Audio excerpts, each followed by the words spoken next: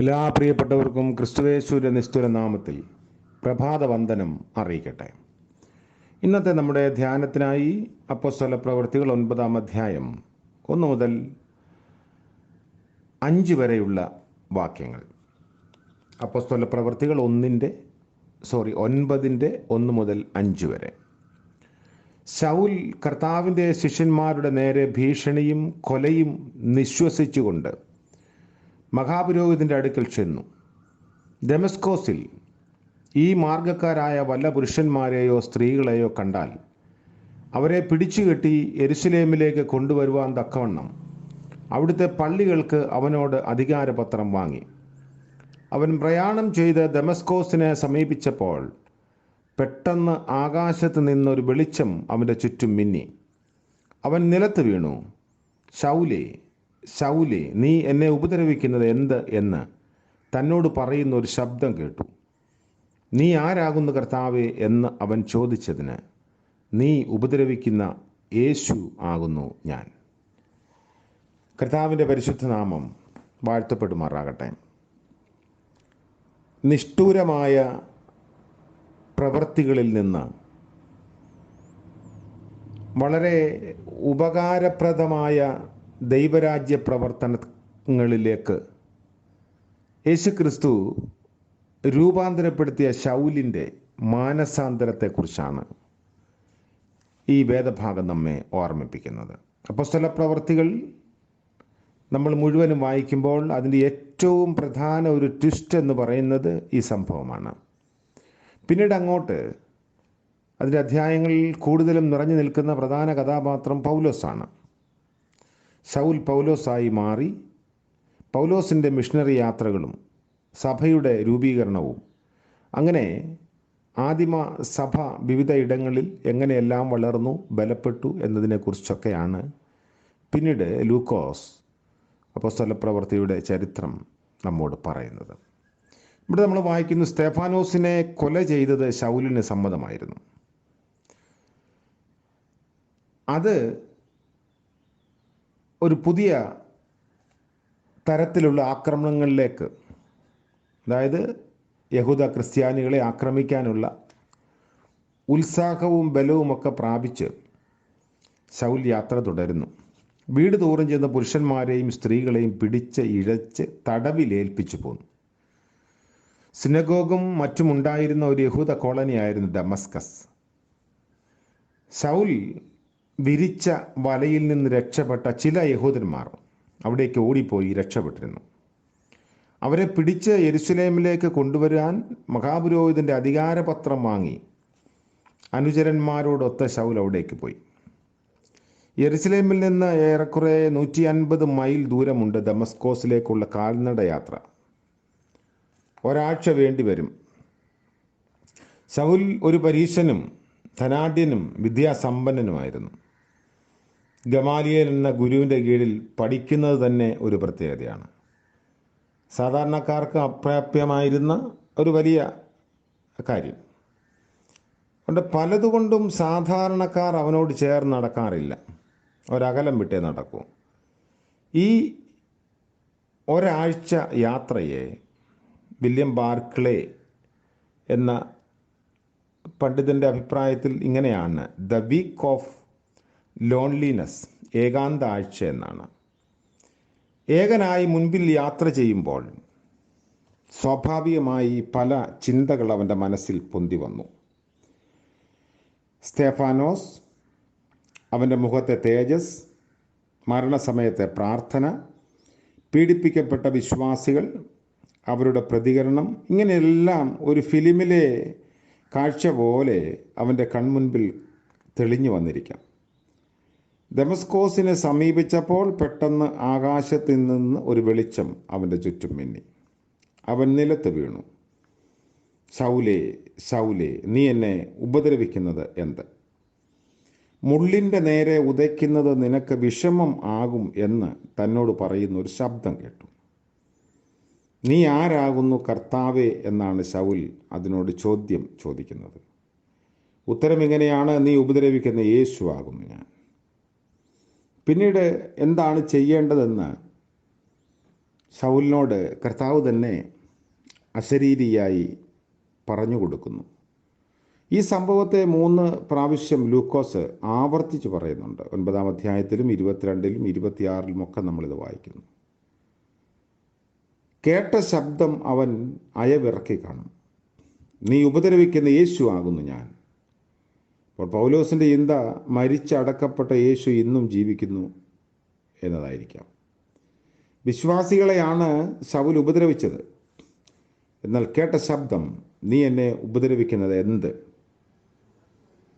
വിശ്വാസികളുമായി ഏകീകരിക്കുന്ന യേശുവിനെയാണ് ഈ വാക്കുകളിലൂടെ നമുക്ക് മനസ്സിലാക്കാൻ കഴിയുക. കൂടെയുള്ളവർ ശബ്ദം കേട്ടതല്ലാതെ ആരെയും കണ്ടില്ല. വിശ്വാസികളോട് ഒരു കാട്ടുചെന്നായി കണക്കെ ക്രൂരമായി പെരുമാറിയവനെ ആട്ടിൻകുട്ടിയെപ്പോലെ, അതിനേക്കാൾ അപ്പുറം പറഞ്ഞാൽ ആട്ടിൻപറ്റത്തെ ഇടയനെ സമാനമായി രൂപപ്പെടുത്തിയ സംഭവമാണ് ദമസ്കോസിന് സമീപം ഉണ്ടായത്. ജോൺ കാൽവിൻ ഇതിനെക്കുറിച്ച് എടുത്ത് പറയുന്നുണ്ട്.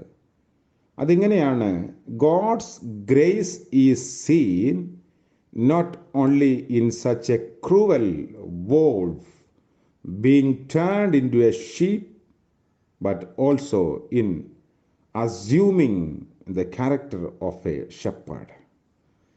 കട്ടുചെന്നായി ആട്ടിൻകുട്ടിയെപ്പോലെ രൂപാന്തരപ്പെട്ടു എന്ന് മാത്രമല്ല, ആട്ടിൻപറ്റത്തെ പാലിക്കുന്ന ഇടയൻ്റെ സ്വഭാവ വൈശിഷ്ട്യമുള്ളവനായി തീർന്നു. ശൗലിൻ്റെ മാനസാന്തരം അടിച്ച് ഏൽപ്പിക്കപ്പെട്ട അനുഭവമല്ലായിരുന്നു. അവന് വെളിപ്പെട്ട് ഇടപെട്ട യേശു യാതൊരു ഹേമവും ചെലുത്തിയില്ല. നിലത്ത് വീണ് അവനോട് സ്നേഹത്തോടെ ചോദിച്ചു, നീ എന്തിനാണ് എന്നെ ഉപദ്രവിക്കുന്നത്? ആ ചോദ്യം അവൻ്റെ മനസാക്ഷിയെ തൊട്ടുണർത്തി. നീ എഴുന്നേറ്റ് പട്ടണത്തിലേക്ക് പോകാം. തുടർന്ന് ചെയ്യേണ്ട കാര്യങ്ങൾ അവിടെ നിന്നെ അറിയിക്കും. അപ്പോൾ വളരെ ക്രൂരനായ ഒരു മനുഷ്യനെ കർത്താവ് രൂപാന്തരപ്പെടുത്തുന്നത്, തൻ്റെ ജനത്തെ ഉപദ്രവിക്കുന്നതിൽ നിന്ന് പിന്മാറ്റുന്നത് ക്രൈസ്തവ സഭാ ചരിത്രത്തിലെ നിർണായകമായ ഒരു വഴിത്തിരിവാണ്. ശൗൽ പൗലോസായി മാറുന്നു. അപ്പോൾ ഏത് ക്രൂരകൃത്യത്തിൽ ഏർപ്പെടുന്നവർക്കും മാനസാന്തരത്തിൻ്റെ ഒരു തലമുണ്ട്, അതിന് സാധ്യതയുണ്ട്. സഭയിലും സമൂഹത്തിലും കുടുംബത്തിലുമൊക്കെ ക്രിസ്തുവിന് വിരോധമായി, സഭയ്ക്ക് വിരോധമായി പ്രവർത്തിക്കുന്ന എല്ലാവരോടും യേശു ക്രിസ്തു ചോദിക്കുന്ന ഒരു ചോദ്യമാണ് അന്ന് പൗലോസ് കേട്ട ചോദ്യം: നീ എന്നെ ഉപദ്രവിക്കുന്നത് എന്ത്? പുതിയ പ്രഭാതത്തിൽ ഈ ഒരു ചോദ്യം നമുക്ക് നേരെ വരുന്നുവോ എന്ന് നമുക്ക് ശ്രദ്ധിക്കാം. നമ്മുടെ വാക്കുകൊണ്ടും പ്രവൃത്തി കൊണ്ടും ഇച്ഛ കൊണ്ടുമൊക്കെ ദൈവജനത്തെയും ദൈവസഭയെയും അല്ലെങ്കിൽ ദൈവഹിതത്തെയും ഉപദ്രവിക്കുന്നുവെങ്കിൽ, വെറുക്കുന്നുവെങ്കിൽ, ഈ ശബ്ദം നമുക്ക് നേരെയും ഉയർന്നുകൊണ്ടിരിക്കുന്നു. ശൗലിൻ്റെ മാനസാന്തരത്തിൽ ഏറ്റവും നിർണായക വഴിത്തിരിവാകുന്നത് സ്തെഫാനോസിൻ്റെ മരണത്തിന് അവൻ സാക്ഷിയായി എന്നതാണ്. ഒരു ഭക്തൻ്റെ മരണം, അതിൻ്റെ ശാന്തത, അതിന് നേരിട്ട രീതികൾ, അത് മറ്റുള്ളവരുടെ ഹൃദയത്തെ ഉരുക്കി രൂപാന്തരപ്പെടുത്തുന്നതിന് കാരണമാകും. നേരെ മറിച്ച് സ്തെഫാനോസ് ആക്രോശിക്കുകയും പ്രാകുകയും ശപിക്കുകയും ഒക്കെ ചെയ്തിരുന്നുവെങ്കിൽ ഒരിക്കലും ശൗലിൻ്റെ മനസ്സിൽ ആ ഒരു പിക്ചർ പതിയുമായിരുന്നില്ല. വളരെ ശാന്തനായി കർത്താവ് ചെയ്തതുപോലെ കല്ലെറിഞ്ഞവർക്ക് വേണ്ടി പ്രാർത്ഥിച്ച് തേജസ്സോടെ കടന്നുപോയ മനുഷ്യൻ്റെ ജീവിതത്തിൻ്റെ അവസാന നിമിഷങ്ങൾ ശൗലിനെ പോലെ എത്രയോ ആളുകളുടെ മനസ്സിൽ രൂപാന്തരത്തിൻ്റെ വിത്തുകൾ പാകിയിട്ടുണ്ടാവാം. അതുകൊണ്ട് 2 കാര്യങ്ങളാണ് ഇന്നത്തെ പ്രഭാതത്തിൽ നമ്മെ ചിന്തിപ്പിക്കുന്നത്. ഒന്ന്, നമ്മുടെ ജീവിതവും നമ്മുടെ സാക്ഷ്യവും നമ്മുടെ ജീവിതത്തിൻ്റെ ക്ലൈമാക്സുമൊക്കെ മറ്റുള്ളവരുടെ മനസ്സിൽ രൂപാന്തരത്തിൻ്റെ ചിന്തനീയ അനുഭവങ്ങൾ പകരണം. നമ്മൾ ഏതെങ്കിലും തരത്തിൽ ക്രിസ്തു സഭയെ അല്ലെങ്കിൽ ക്രിസ്തുവിനെ ഉപദ്രവിക്കുന്നവരാണെങ്കിൽ അതിൽ നിന്ന് ഒരു രൂപാന്തരം പ്രാപിക്കാൻ കർത്താവ് നമുക്ക് വേണ്ടി കാത്തിരിക്കുന്നു. ശൗലിനോട് ചോദിച്ച ചോദ്യം നമുക്ക് നേരെയും ഉയർന്നു വരുന്നു. അതുകൊണ്ട് രൂപാന്തരത്തിൻ്റെ അനുഭവത്തിൽ കർത്താവിന് കൊള്ളാവുന്നവരായി ജീവിപ്പാൻ നമുക്ക് സാധിക്കട്ടെ. പ്രാർത്ഥിക്കാം. കാരുണ്യവാനായ വാഴ്ത്തപ്പെട്ട ഞങ്ങളുടെ ദൈവമേ, മാറ്റമില്ലാതെ കാലാകാലങ്ങളിൽ അവിടുന്ന് മനുഷ്യവർഗത്തോട് ഇടപെടുന്നതിനായി സ്തോത്രം. ശൗലിനെ രൂപാന്തരപ്പെടുത്തിയ ദൈവം ഇന്നും ഞങ്ങൾക്ക് വേണ്ടി ജീവിക്കുന്നുവല്ലോ. ശൗലിനോട് ചോദ്യം ഞങ്ങളുടെ നേരെ ഉയർന്നു വരുന്നു. കർത്താവേ, ഞങ്ങൾക്ക് മാറ്റത്തിൻ്റെയും മാനസാന്തരത്തിൻ്റെയും അനുഭവങ്ങൾ നൽകണമേ. ഞങ്ങളുടെ വാക്കും പ്രവൃത്തിയും ഞങ്ങളുടെ ഇച്ഛകളും ഞങ്ങളുടെ വിശ്വാസ വഴികളുമൊക്കെ രൂപാന്തരത്തിൻ്റെ അനുഭവങ്ങൾ പകരുന്നതായിരിക്കണമേ. ഇന്നത്തെ പകൽക്കാല ജീവിതത്തിൽ അവിടുത്തെ കൃപയും കനിവും കരുണയും ഞങ്ങൾക്ക് പകരണമേ. പ്രഭാതം മുതൽ പ്രദോഷം വരെ മാറാത്ത സാന്നിധ്യം കർത്താവേ അവിടുന്ന് നൽകണമേ. ഞങ്ങളുടെ ആലോചനകൾ, ആഗ്രഹങ്ങൾ, പരിശ്രമങ്ങളൊക്കെ അവിടുന്ന് അറിഞ്ഞ് മാനിക്കണമേ. പുതിയ വഴികളെ തുറക്കണമേ. കർത്താവേ, ഇന്ന് പ്രയാസവും സങ്കടവും ദുഃഖവും ഒക്കെ അനുഭവിക്കുന്ന ധാരാളം ആളുകളുണ്ട്. എല്ലാവരെയും ഓർത്ത് പ്രാർത്ഥിക്കുന്നു. ദൈവം നമ്മുടെ കരുതൽ കൂടെ ഇരിക്കണമേ. ഇന്ന് ജന്മദിനം ആഘോഷിക്കുന്ന പ്രിയപ്പെട്ടവരെയും വിവാഹ വാർഷികം ആഘോഷിക്കുന്നവരെയും ഓർത്ത് പ്രാർത്ഥിക്കുന്നു. അനുഗ്രഹത്തിൻ്റെയും നന്മയുടെയും സന്തോഷത്തിൻ്റെയും പുതുവത്സരം എല്ലാവർക്കും അവിടുന്ന് നൽകണമേ. യേശു മശിഹ മൂലം അടിയങ്ങളുടെ പ്രാർത്ഥന കൃപയോടെ കേൾക്കുമാറാകണമേ. ആമേൻ. സകല ബുദ്ധിയും കവിയും ദൈവിക സമാധാനവും കൃപയും അനുഗ്രഹവും നാം എല്ലാവരോടും നമ്മുടെ ആവശ്യങ്ങളോടും കൂടെ ഇപ്പോഴും എപ്പോഴും എന്നേക്കും ഉണ്ടായിരിക്കുമാറാകട്ടെ. ആമേൻ.